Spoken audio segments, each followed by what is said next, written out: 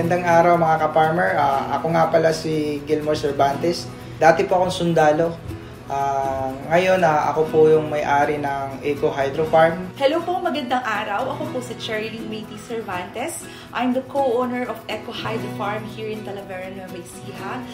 Nung huminto ako sa pagsusundalo, naghahanap kasi ako ng business, kung ano yung business na fit talaga sa amin mag-asawa. So ngayon, naisip namin na bakit hindi na lang na i-try natin yung hydroponic. Naisip talaga namin si Sir RC. Last July 2024, nag-conduct po siya ng training seminar sa bahay niya. Kasama po kami nun. Una, tinuruan niya kami na paano yung sowing, transplant. So nung inano kami niya, binigyan niya kami ng isang starter kit at saka binigyan din niya kami ng 14 pieces of para pwede na po siya pang-transplant. So nung pagdating namin dito sa bahay, sinunod ko yung tinuro niya na dapat may oras tayong susundin, dapat 6 to 7 in the morning. Sinunod ko yun, nagtanim po ako, nag-transplant po ako. Kaya every morning, chine-check ko po yung tanim. Yung na-check ko po yung tanim, lumaki naman siya, okay naman. At saka nag-sowing din ako kasi may binigay siya. Yung nag-sowing ako, hindi ko alam, ligi na pala yon. Pero nagpatuloy pa rin ako dahil unang-una, gusto ko kasi masaya siya tingnan, maganda siya tingnan. Nung nag-harvest kami ng October, nahirapan ako paano yung marketing. Sa market talaga, pakapala ng mukha. Kailangan mo talaga na i-introduce mo yung quality ng lettuce mo, i-introduce mo siya para maibenta mo siya. Yung lettuce talaga namin is, yun nga, unang-una, napakasarap niya, nakuha namin yung quality niya, yung laki ng lettuce, nakuha namin sa turo ni Sir RC, sa guide din ng Diyos sa amin, paano namin siya alagaan. So ngayon, meron na po kaming almost 1.8 plus na heads of lettuce.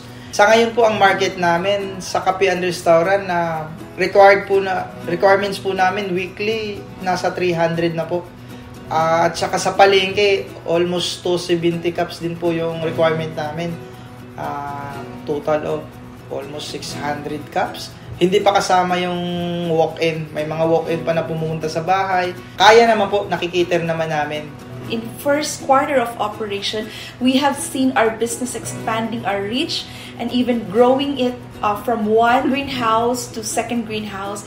And we're now up to opening our third greenhouse so that we can be able to cater at least 3,000 heads of lettuces for every single month. Salamat din sa iyo, Sir RC. At tiyagaan niyo po sa aming mag-asawa na sa layo namin, sa biyahe mo, napuntahan talaga kami dito para alagaan, para turuan na maayos. So, Sir, salamat talaga. Sana, Sir, marami ka pang matulungan, marami pang mga growers at saka mga farmer na tulad ko na ma-encourage na maturuan mo ng maayos. To everyone who wanted to start off this kind of business, we just wanted to encourage you to not give up. Marami pong challenges along the way, especially first sa pagpapalago at pagpapalaki ng ating lettuce, and most importantly in marketing. But we personally witness and see that if we are persistent with what we are doing and we do have a goal that this business will prosper, we will see later on that our labors are not in vain and we will going to reap the benefits ng ating pagsusumikap at ng paggising ng maaga para sa ating business. So, God bless po and enjoy farming.